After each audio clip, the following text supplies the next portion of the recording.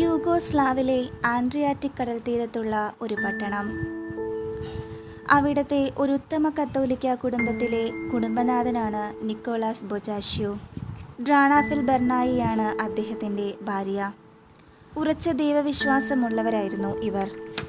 ഇവരുടെ ദാമ്പത്യവല്ലരിയിൽ 3 പുഷ്പങ്ങൾ വിരിഞ്ഞു. മൂത്ത മകൾ ആഗ, രണ്ടാമത്തേത് ലാസർ എന്ന മകൻ.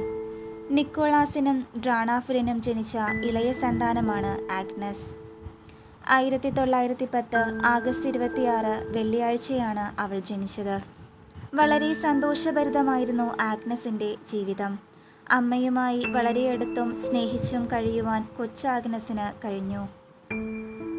അമ്മയുടെ മടിത്തട്ടിൽ കിടന്നാണ് കാരുണ്യത്തിൻ്റെയും സ്നേഹത്തിൻ്റെയും അനുഭൂതികൾ കൊച്ചാഗ്നസ് നുകർന്നത്. അവിടെ നിന്നാണ് ദാനധർമ്മത്തിൻ്റെയും ആർദ്രതയുടെയും ബാലപാഠങ്ങൾ അവൾ പഠിച്ചത്. ഒരിക്കൽ കുറേ പാവങ്ങൾ വീട്ടിൽ വന്നു. ഡ്രാണാഫിലും കുഞ്ഞുങ്ങളും ഭക്ഷണം കഴിക്കുന്നതിന് മുമ്പ് പ്രാർത്ഥിക്കുന്ന സമയമായിരുന്നു അത്. അമ്മ പെട്ടെന്ന് അവരെ പിടിച്ചിരുത്തി. അവർക്ക് കഴിക്കാൻ കഷ്ടിച്ച ഭക്ഷണമേ അന്ന് വീട്ടിൽ ഉണ്ടായിരുന്നുള്ളൂ. അതിൽ പകുതിയെടുത്ത് പകുത്ത് അമ്മ അവർക്ക് നൽകി. ഭക്ഷിച്ച് തൃപ്തരായി നിറഞ്ഞ സന്തോഷത്തോടെ അവർ യാത്രയായി. അമ്മ അവരെ തലോടിക്കൊണ്ട് പറഞ്ഞു, മക്കളെ, യേശുവിന് വിശന്നാൽ നാം ഭക്ഷണം കൊടുക്കില്ലേ? നമ്മുടെ മുന്നിൽ വരുന്ന ഓരോ വ്യക്തിയും ദൈവത്തിൻ്റെ മകനാണ്. ആരെയും വെറും കൈയോടെ തിരിച്ചയക്കരുത്. വീടിൻ്റെ പടികടന്ന് പുറത്തേക്ക് പോയ പാവങ്ങളുടെ പുഞ്ചിരി കൊച്ചാഗ്നസിൻ്റെ മനസ്സ് നിറച്ചു. വിശക്കുന്നവൻ്റെ വേദന ആദ്യമായി അവൾ അറിഞ്ഞത് അന്നാണ്. 1919 അതിദാരുണമായ ആ സംഭവം നടന്നത്. അവളുടെ പിതാവിനെ രാഷ്ട്രീയ വൈര്യം നിമിത്തം ആരോ വിഷം നൽകി വധിച്ചു. പിതാവിൻ്റെ മരണശേഷം കൂട്ടുകച്ചവടക്കാരൻ ഇവരുടെ കച്ചവട സ്ഥാപനങ്ങൾ മുഴുവൻ കൈക്കലാക്കി. വീട് മാത്രമാണ് ഡ്രാണാഫിലിനും മക്കൾക്കും ലഭിച്ചത്. ഭർത്താവിൻ്റെ മരണം കുറേ കാലത്തേക്ക് ഡ്രാണാഫിലിനെ രോഗിയാക്കി മാറ്റി. സാവധാനം ആരോഗ്യം വീണ്ടെടുത്ത അവൾ തളരാതെ തകർന്നുപോയ സാമ്പത്തിക സ്ഥിതിയിൽ നിന്നും തൻ്റെ കുടുംബത്തെ വീണ്ടെടുത്തു.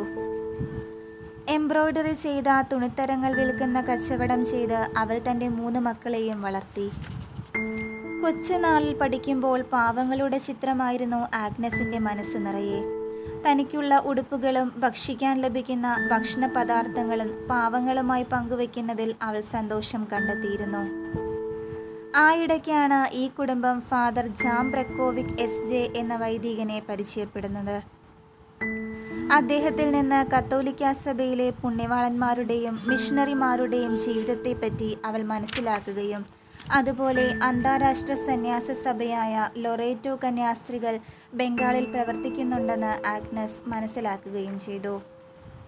പാവങ്ങളോടുള്ള അവളുടെ അമ്മയുടെ അനുകമ്പയും കാരുണ്യവും ആ കുഞ്ഞു മനസ്സിനെയും ഏറെ സ്വാധീനിച്ചു തുടങ്ങി. 12ാമത്തെ വയസ്സിൽ യേശുവിനായി ജീവിതം സമർപ്പിക്കാൻ അവൾ തീരുമാനമെടുത്തു. ആ ആഗ്രഹത്തോടെ അമ്മയുടെ അരികെ ചെന്നു. തൻ്റെ ഹൃദയത്തിൻ്റെ തുടിപ്പ് അറിയിച്ചു.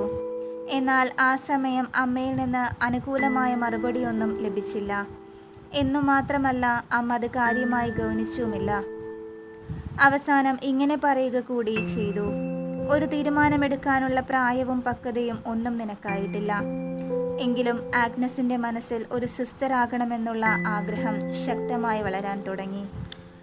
ഒരിക്കൽ പ്രാർത്ഥിച്ചുകൊണ്ടിരിക്കുമ്പോൾ പരിശുദ്ധ അമ്മയുടെ സ്വരം ശക്തമായി കേൾക്കാൻ അവൾക്കിടയായി.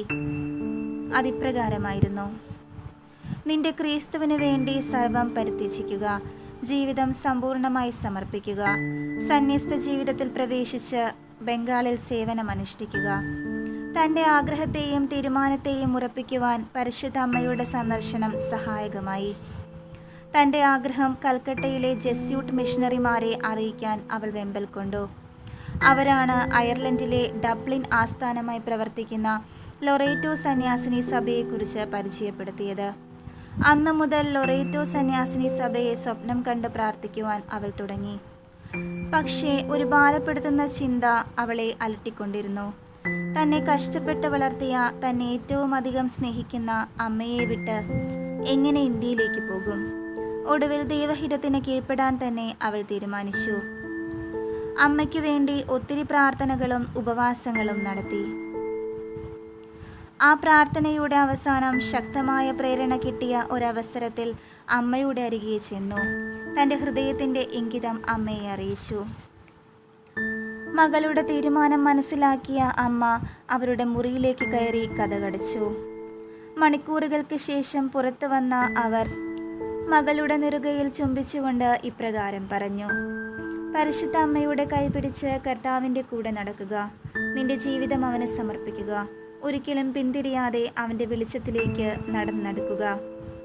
ആഗ്നസിനുണ്ടായ സന്തോഷത്തിന് അതിരില്ലായിരുന്നു. തൻ്റെ ആഗ്രഹം എന്തെന്ന് മനസ്സിലാക്കി ദൈവത്തിനായി തന്നെ വിട്ടുകൊടുക്കാൻ തയ്യാറായ അമ്മയെ ഓർത്ത് അവൾ ദൈവത്തിന് നന്ദി പറഞ്ഞു. ദൈവത്തിന് സ്വയം കീഴടങ്ങി ആഗ്നസ് ബംഗാളിലെ ലൊറേറ്റോ മഠത്തിലേക്ക് അപേക്ഷ അയച്ചു. ബംഗാളിലേക്കുള്ള മാർഗം അയർലൻഡിലെ റാത്ത്ഫർമാനിലുള്ള ലൊറേറ്റോ ആബി വഴിയാണെന്നും അവിടെ ചെന്ന് ആദ്യം ഇംഗ്ലീഷ് പഠിക്കണമെന്നും മറുപടി കിട്ടി. 1928 സെപ്റ്റംബർ 26 ആഗ്നസ് ജന്മഗൃഹം ഉപേക്ഷിച്ച് അമ്മയോടും സഹോദരങ്ങളോടും ബന്ധുക്കളോടും യാത്ര പറഞ്ഞ് സാഗ്രീബിലേക്ക് ട്രെയിൻ കയറി. അമ്മയും ആകയും ട്രെയിനിൽ അവളോടൊപ്പമുണ്ടായിരുന്നു. അവിടെ നിന്ന് ഒക്ടോബർ 13 അയർലൻഡിൽ ഡബ്ലിനിലെ റാത്ത്ഫർമാനിലുള്ള ലൊറേറ്റോ കന്യാസ്ത്രീകളുടെ മഠത്തിൽ എത്തി. അന്ന് അവസാനമായി ട്രെയിനിൽ നിന്ന് അമ്മയുടെ നേരെ കൈവീശി. പിന്നീട് ഒരിക്കലും അമ്മയെ കാണാനുള്ള ഭാഗ്യം ആഗ്നസിനുണ്ടായിട്ടില്ല. 1972 അമ്മ ഈ ലോകത്തോട് യാത്ര പറഞ്ഞ് ദൈവപിതാവിൻ്റെ അടുക്കലേക്ക് പോയി. അന്നത്തെ അൽബേനിയയിലെ കമ്മ്യൂണിസ്റ്റ് ഭരണകൂടം ആഗ്നസിനോട് കരുണ കാണിക്കാത്തത് മൂലം ഒരു നോക്ക് പോലും അമ്മയെ കാണാൻ ആഗ്നസിന് കഴിഞ്ഞില്ല. കുറേ നാൾ മഠത്തിൽ താമസിച്ചു കഴിഞ്ഞപ്പോൾ അധികാരികൾ ആഗ്നസിനെ ഒരു നോവിഷ്യേറ്റായി സ്വീകരിച്ചു. അതിനുശേഷം പരിശീലനത്തിനായി ഡാർജിലിംഗ് നിർദ്ദേശിച്ചു. ഇംഗ്ലീഷ് പഠനത്തിന് ശേഷം 1928 നവംബറിൽ ആഗ്നസ് ഇന്ത്യയിലേക്ക് കപ്പൽ കയറി. 7 ആഴ്ചകൾക്ക് ശേഷം 1929 ജനുവരി 6 കൽക്കത്തയിലെത്തി. ജനുവരി 10 ഡാർജിലിംഗിലുള്ള ലൊറേറ്റോ മഠത്തിലേക്ക് യാത്രയായി. അക്കാലത്ത് ബ്രിട്ടീഷ് വിദ്യാഭ്യാസത്തിന് പേരുകേട്ട സ്ഥലമായിരുന്നു ഡാർജിലിംഗ്. നല്ലൊരു സുഖവാസ കേന്ദ്രം. ബ്രിട്ടീഷ് കുട്ടികളും ഇന്ത്യയിലെ സമ്പന്നരുടെ മക്കളും ധാരാളമായി പഠിച്ചിരുന്ന അനേകം വിദ്യാലയങ്ങൾ അവിടെ ഉണ്ടായിരുന്നു. ആഗ്നസ് എത്തിച്ചേർന്ന ലൊറേറ്റോ കോൺവെൻറ്റ് അത്തരത്തിലുള്ള ഒരു സ്കൂളായിരുന്നു. ആദ്യം മുതൽ തന്നെ ആഗ്നസ് ഇംഗ്ലീഷ് പഠനത്തിൽ വ്യാപൃതയായി. അവിടെ വെച്ച് 2 വർഷം നീണ്ടുനിന്ന നവസന്യാസിനി പരിശീലനം ലഭിച്ചു. ഈ കാലയളവിൽ സഭാനിയമങ്ങൾ പഠിക്കുന്നതിനും ധാരാളം പ്രാർത്ഥിക്കുവാനും സാധിച്ചു. കൂടാതെ ബംഗാളിയും ഹിന്ദിയും വശമാക്കി. 2 വർഷത്തെ പരിശീലനം വിജയകരമായി അവൾ പൂർത്തിയാക്കി. 1931 മാർച്ച് 22 അന്നാണ് ആഗ്നസിൻ്റെ പ്രഥമ വ്രതവാഗ്ദാനം. ദാരിദ്ര്യത്തിൻ്റെയും പരിശുദ്ധിയുടെയും അനുസരണത്തിൻ്റെയും പ്രതീകമായ തെരേസ എന്ന പേര് അവൾ സ്വീകരിച്ചു. 1927 വത്തിക്കാനിൽ വെച്ച് വിശുദ്ധയായി ഉയർത്തപ്പെട്ടവളാണ് ലിസിവിലെ തെരേസ മാർട്ടിൻ. മിഷണറിമാർക്ക് വേണ്ടി പ്രാർത്ഥിച്ച് 24-ാം വയസ്സിൽ ക്ഷയരോഗത്തിന് അടിമപ്പെട്ട് അവൾ മരിച്ചു. ഈ ചെറുപുഷ്പത്തിൻ്റെ ആരാധികയായിരുന്ന ആഗ്നസ് ഈ പുണ്യവതിയുടെ നാമം തിരഞ്ഞെടുത്തു. അങ്ങനെ ആഗ്നസ് സിസ്റ്റർ തെരേസ ആയി. നൊവിഷ്യേറ്റ് കഴിഞ്ഞ് കൽക്കത്തയിൽ തിരിച്ചെത്തി. ലൊറേറ്റോ കോൺവെൻറ്റിൻ്റെ കീഴിലുള്ള Saint Mary's Bengali English medium സ്കൂളിൽ ചരിത്രവും ഭൂമിശാസ്ത്രവും സന്മാർഗശാസ്ത്രവും പഠിപ്പിക്കുന്ന ജോലി ലഭിച്ചു. നീണ്ട 17 വർഷക്കാലം അവിടെ അധ്യാപികയായി ജോലി ചെയ്തു. ഈ സ്കൂളിൽ പഠിപ്പിക്കുന്ന കാലത്ത് തെരേസ ഒരു കാത്തലിക് ആക്ടിംഗ് ട്രൂപ്പ് ഉണ്ടാക്കി. ജീവകാരുണ്യ പ്രവർത്തനങ്ങളിൽ വിദ്യാർത്ഥിനികളെ പങ്കെടുപ്പിക്കുകയായിരുന്നു അതിൻ്റെ ലക്ഷ്യം. കുട്ടികളുടെ അച്ചടക്കത്തിലും ശുചിത്വത്തിലും വേണ്ടത്ര ശ്രദ്ധിച്ച സിസ്റ്റർ തെരേസയുടെ അധ്യാപന മികവ് കണ്ടിട്ടാവാം 1944 തെരേസയെ സെൻറ് മേരീസ് സ്കൂളിൻ്റെ പ്രധാന അധ്യാപികയാക്കി. ഈ കാലയളവിൽ ദൈവകൃപയുടെ നിറവ് ശക്തമായി അനുഭവിക്കുവാൻ തെരേസയ്ക്ക് കഴിഞ്ഞു. അതിന് വഴിയൊരുക്കപ്പെട്ടത് 1937 മെയ് 24 അന്നാണ് തെരേസ നിത്യവ്രത വാഗ്ദാനം നടത്തിയത്. പാവപ്പെട്ടവർക്കായി എന്തെങ്കിലുമൊക്കെ ചെയ്യണമെന്ന ചിന്ത അപ്പോഴും ഹൃദയത്തെ ശക്തമായി ഭരിച്ചുകൊണ്ടിരുന്നു. ആ ഇടയ്ക്കാണ് അമ്മയുടെ ഒരു കത്ത് തെരേസയുടെ കയ്യിൽ കിട്ടുന്നത്. അതിൽ ഇങ്ങനെ എഴുതിയിരുന്നു: പ്രിയ കുഞ്ഞെ, പാവങ്ങൾക്ക് വേണ്ടിയാണ് നീ ഇന്ത്യയിലേക്ക് പോയത്. അത് നീ മറന്നു പോകരുത്. ഈ കത്തിലെ വരികൾ ആഴത്തിൽ ചിന്തിക്കാൻ തന്നെ പ്രേരിപ്പിക്കുന്ന സമയത്താണ് മനസ്സിനെ പിടിച്ചുകുലുക്കിയ ആ കാഴ്ചകൾ കണ്ടത്. ദിവ്യകാരുണ്യ സന്നിധിയിൽ ഒരാഴ്ചയായിരിക്കുക എന്ന ഉദ്ദേശത്തോടെ തെരേസ കൽക്കത്തയിൽ നിന്ന് ഡാർജിലിംഗിലേക്ക് പോവുകയാണ്. 1946 സെപ്റ്റംബർ 10 ചൊവ്വാഴ്ചയായിരുന്നു ആ യാത്ര. ട്രെയിനിലെ 3-ാം ക്ലാസ് കമ്പാർട്ട്മെൻറ്റിൽ തെരേസ ഇരിക്കുകയാണ്. മാർഗമധ്യേ ദരിദ്രരുടെ തീരാ ദുഃഖം കണ്ടു.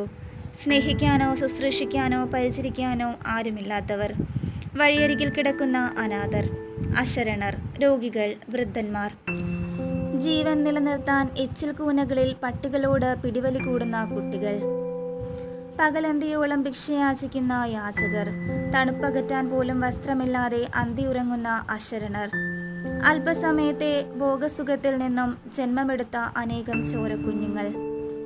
ഈ കാഴ്ചകൾ അവളുടെ ഹൃദയത്തെ വേദനിപ്പിച്ചു. ജപമാല കൈകളിലെടുത്തു. അമ്മയോടൊപ്പം ജപമാല ചൊല്ലി. ജപമാല പ്രാർത്ഥനയ്ക്ക് ശേഷം ബൈബിൾ എടുത്തു. വിശുദ്ധ മത്തായിയുടെ സുവിശേഷം 25-ാം അധ്യായം അവൾക്ക് നൽകപ്പെട്ടു. അനേകം പരിശുദ്ധരെ ഉണർത്തിയ ഈ വചനഭാഗം പ്രാർത്ഥനാപൂർവം അവൾ വായിച്ചു. ഈ വചനഭാഗം തെരേസയുടെ ഹൃദയത്തെ ആഴത്തിൽ സ്പർശിച്ചു. ഈ ചെറിയവരിൽ ഒരുവന് നിങ്ങളിത് ചെയ്തു കൊടുത്തപ്പോൾ എനിക്ക് തന്നെയാണ് ചെയ്തു തന്നത്. അവളുടെ കൈയും ഹൃദയവും ആ വചനഭാഗത്തിലെ 40-ാം വാക്യത്തിൽ ഉടക്കി നിന്നു.